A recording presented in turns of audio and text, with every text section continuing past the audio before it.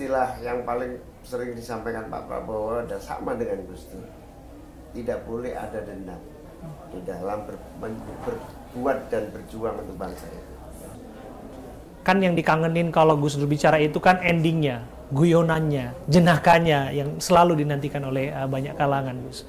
Kalau kita melihat hari-hari ini bagaimana ceramah, tausiah, apapun itu disampaikan, ini mungkin Gus Imin juga melihat ini bisa menjadi kontroversi belakangan ini, juga mengikuti apa yang terjadi belakangan ini. Apa yang patut dicontoh dari cara-cara berceramah, cara-cara Gus Dur memberikan pesan kepada umat? Ya, sebetulnya Gus Dur bisa menghadirkan satu message, pesan, gagasan dengan amat sangat sederhana dan bahkan menggembirakan. Itu karena prinsip Gus Dur tidak pernah merendahkan dan tidak pernah merasa lebih tinggi dalam semua aspek, termasuk di dalam melakukan guyon-guyon dan cerita-cerita lucu. Sehingga istilah Gus Dur itu lelucon terbaik adalah merendahkan diri kita sendiri. Lelucon yang paling lucu adalah tidak pernah menyakiti orang lain, karena pada dasarnya merendahkan atau meremehkan diri sendiri itu adalah lelucon yang paling unggul, kata Gus Dur itu. Tapi satu hal yang patut menjadi pembelajaran tentang Gus Dur ini adalah Gus Dur selalu menemani kelompok yang paling sulit, yang paling menderita, yang paling minoritas, yang paling sedang mengalami masalah yang paling sulit. Di NU sendiri ada satu keyakinan Gus Dur itu wali. Wali itu kesayangan Tuhan, kesayangan Allah, istilah wali. Tapi apa sesungguhnya setelah saya ikuti perjalanan Gus Dur, yang disebut wali atau kesayangan Tuhan itu karena Gus Dur pernah dan selalu membela orang, dan yang paling pokok adalah menyelamatkan nyawa manusia. Gus Dur itu disebut wali karena terlampau banyak nyawa-nyawa yang diselamatkan, yang tidak terbunuh gara-gara intervensi Gus Dur. Ada satu cerita seorang yang paling preman nyaris dibunuh dan lari minta pertolongan Gus Dur, dilindungi.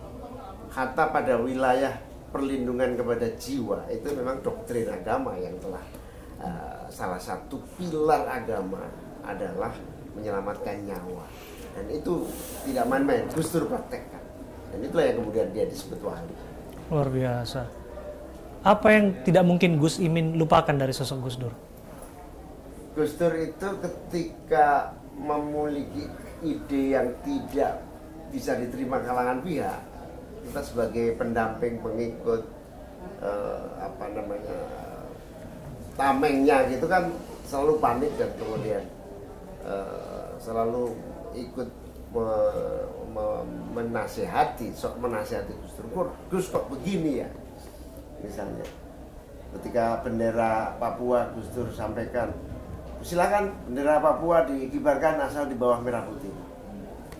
Wah, DPR ngamuk. Saya datang ke istana, Gus, saya dan teman-teman yang di PKB remuk nih gara-gara pernyataan Gus Dur, bendera Kejora boleh dikibarkan.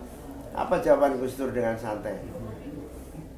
Sepak bola aja pertandingan di kampung boleh mengibarkan bendera, masa bendera Kejora aja nggak boleh ya? Itu sesuatu yang serius menjadi sangat cair. Itulah kemudian Gus Dur dicintai oleh teman-teman Papua sampai hari ini. Luar biasa. Ini terakhir ya Gus ya. Kita tahu bahwa Gus Dur ini kan tidak memiliki musuh lah. Semua dirangkulnya. Bahkan ia sempat menyebutkan kalaupun ada figur yang dia musuhi adalah sosok Pak Harto.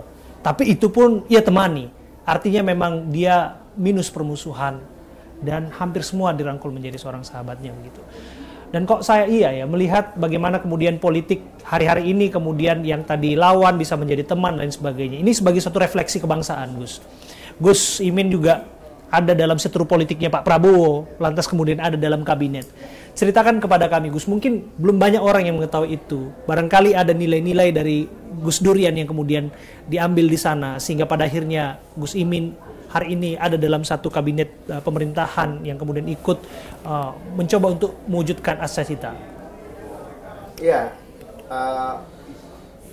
ketika ada orang yang merasa paling benar, Gus Dur selalu mengingatkan, jangan pernah menyalahkan orang lain yang pernah salah atau yang sedang berbuat salah, karena pada dasarnya orang akan berubah menjadi lebih baik. Ya. Dalam konteks itu perbedaan pendapat atau perbedaan cara pandang, kebijakan, itu yang paling pokok adalah semua saling belajar. Dan nampaknya pemerintah hari ini, Pak Prabowo, dengan berbagai pengalaman panjang sejarah dia, mau belajar, mau mendengar, mau merangkul, tidak mau ada benturan yang tidak berarti dan tidak produktif. Lalu kemudian yang saya tangkap dari spirit Pak Prabowo kali ini adalah jalan tercepat untuk menuju kemajuan itu melalui persatuan. Persatuan itu bisa dibangun dengan memaafkan, menghargai perbedaan. Ini luar biasa sih. Saya masih ingat sih pantun Pak Prabowo untuk Gus Imin. Saya boleh sebutkan itu, Gus. 1-2 cempaka biru, 3-4 dalam jambangan. Kalau dapat kawan baru, kawan lama dilupa jangan. Betul ya, Gus? Dan itu kemudian yang memang harus ditularkan. Politik bisa saja pada tempatnya berseberangan, tapi pada prakteknya untuk membangun cita-cita kebangsaan, kalau memang harus berangkulan itu mesti dilakukan, Gus.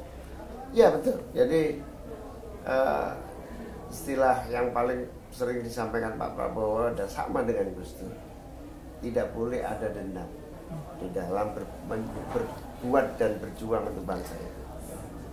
Gus Dur selain dijatuhkan dari presiden oleh Pak Amin, oleh Bu Mega, Gus Dur bilang, saya tidak masalah, tapi saya tidak pernah melupakan. Saya tidak dendam, tetapi saya tidak pernah membuat ini sebuah catatan. Karena itu dendam tidak ada dalam kamus membangun sebuah bangsa.